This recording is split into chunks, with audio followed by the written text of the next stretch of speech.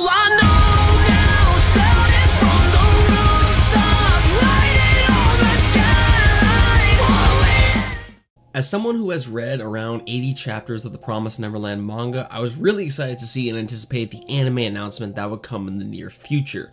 I remember stating, the Promised Neverland story and theme is vastly different compared to what we see in most shonen out there, and while the manga's popularity might not be as widespread as other series, I could at least guarantee once we eventually saw an anime announcement, the series' popularity would for sure blow up.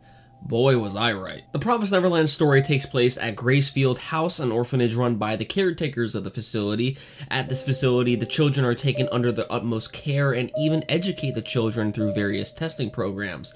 The children are free to do as they please, however, they simply must abide to one rule: to never leave the orphanage. Eventually, over time, as the episode progresses, some of these children grow suspicious of how the orphanage is run, and even bigger mysteries begin to plague them as they discover more of the truths surrounding at the orphanage. Honestly, that is all for the synopsis that I'm going to give for The Promised Neverland, as since this is the first episode, I don't want to entirely spoil it for you if you haven't watched it already, even if it has been out for a couple days now. One thing that I absolutely appreciate is the deliverance and the eeriness of the show. When it comes to the sound and cuts and animation at points, the anime did a great job at really creating an uneasy atmosphere to the episode and to what to expect of the future of the series. The animation studio working on The Promised Neverland is Cloverworks, same people that brought you titles such as Darling in the Franxx, Rascal Does Not Dream of Bunny Girl Senpai, and Persona 5, the animation. The voice acting in the episode was exceptional as well. Each character's voice seemed to fit the character they were portraying,